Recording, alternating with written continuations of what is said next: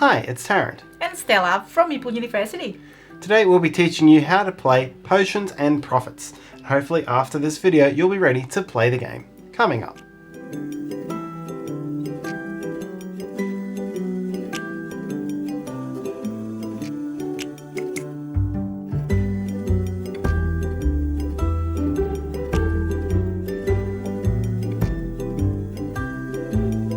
Let's learn to play Potions and Profits, game designed by Zoran Dobrijevic and published by Petersen Games. Let's get to the table. Potions and Profits is a fast-paced bidding game set in a magical world of potions and business. Players will bid for the right to choose the best potions, while secretly spiking the potions with good, bad or weird ingredients to make the choice a little bit harder. The first player to acquire 3 matching potions or have any 3 potions and a PR value of 16 or higher wins the game. To set up, each player takes one of the large tokens which represents their colour and then places a small token on step 5 of the inner stock market track and on step 8 of the outer public relations track. Choose a first player who takes the dealer token. Shuffle up the game's 3 decks, the blue investment cards, the pink potion cards, and the ingredient cards which come in purple, red and green. These are all shuffled together into one deck. Deal each player a starting hand of 5 investments and 5 ingredients, and you're now ready to play.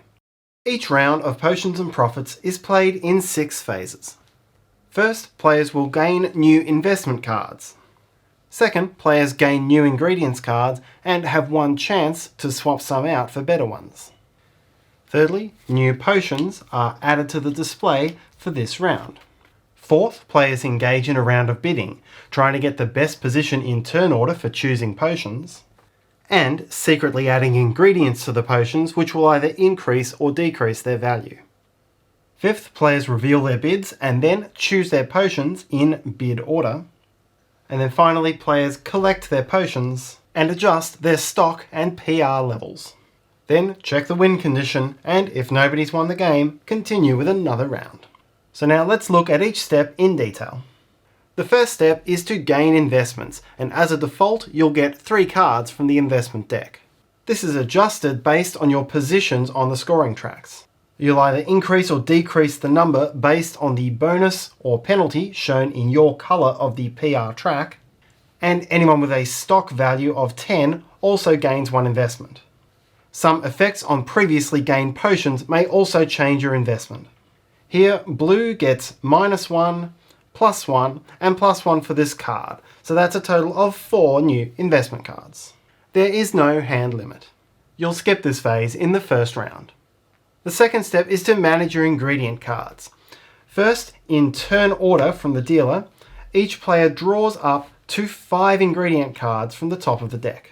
Then, again in turn order, each player may look at their 5 ingredient cards, discard as many as they wish, and then redraw to 5, doing this once. This will allow the player to optimize their hand of ingredient cards. Purple ingredients are good and will have positive effects on potions, red ingredients are bad and will have negative effects, and green ingredients are weird and they can have wildly volatile effects or special powers in text. The third step is potions, and you will draw and reveal 1 potion card from the deck per player in the game. These will be the potions available to bid on in this round. The fourth phase is bidding, and this is where the bulk of the game occurs. This phase occurs in turns, starting from the player with the dealer token and going clockwise around the table. If no player has yet made a bid when it is your turn, you have 3 choices. You may either pass, in which case you make no bid, or you may bid 1 or 2 investment cards from your hand face down into the centre of the table. After the first bid has been made, you have 4 options on your turn. You may match the previous highest bid by playing face down as many cards as that previous highest bid. You may raise by playing 1 more card than the previous highest bid. You may pass, in which case you do not make a bid and keep all your cards in hand. Or If you do not have enough cards in your hand to match the previous highest bid, then you can go all in, playing all of your current cards into your bid. Players who have passed or gone all in are out of this round of bidding and are skipped for subsequent turns. This phase ends once all players have passed or gone all in. What's important to note for this phase is that it does not matter what the values on your investment cards are. This phase of bidding looks solely at your total number of cards. Each time you add one or more investment cards to your bid, you must take one ingredient card from your hand and play it face down underneath one of the potions available this round. Everyone will be able to see from the back of the card whether it is good, bad or weird, but will not know its effect. As a round of bidding progresses, more and more ingredients will be placed under these potions. The most cards that a potion may have is 3, and once all of the potions are full, bidding may continue but no more ingredients are placed. The fifth step is to pick potions, and first players will now reveal all of the investment cards they bid during phase 4. Players will choose from among these potions in order from highest to lowest of who bid the most total value of money. In the event of a tie, whoever was earlier in this round's turn order breaks that tie. In order, the players choose a potion and reveal all of the ingredients which were underneath that potion, giving all players full view of the value of that potion at the end of the round. When doing this, there are some of the weird green ingredients which have a text effect on them which is resolved now. This magician's hat, for example, allows the player to switch potions with someone who has picked a potion earlier. Players continue picking potions and revealing the ingredients in this way until all have been revealed. Even if a player passed at the beginning of phase 4 and has made no bid, that player must still choose a potion, but of course will choose last. Then discard all of the investment cards that were bid in this round. In the sixth phase, the players resolve their positions on the PR and stock market tracks for their potions. For stock value, add up all of the numbers in the bottom left corners of the cards shown by the up arrow icon. Here it is -1, and you will resolve that shift in your stock price. Do the same for the potion's PR value, shown in the bottom right corner and represented by the heart icon. Here it would be +15 to PR. Both of these values can swing wildly from round to round. You may never go above 20 or below 1 on the PR track, and if you have any excess, you simply leave your marker in the end position. The same goes for increasing your stock price. This may never go above 10. On the other hand, you must try to avoid your stock price dropping to 0. Once you reach 0, you've gone bankrupt. Discard everything you have, all cards in your hand, all potions you've collected, and reset to the game's starting condition. 5 stock price, 8 PR, and 5 new investments and ingredients.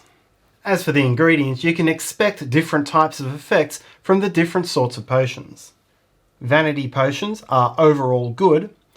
Helpful potions are good for PR but bad for stock value. Harmful potions are good for stock value and bad for PR. And strange potions will tend to have some strange effects, including text effects that you have to contend with.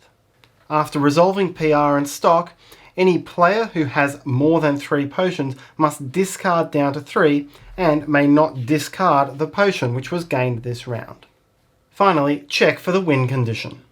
If any single player has gained 3 potions of the same type, or any 3 potions and has a PR value of 16 or higher, then that player wins the game.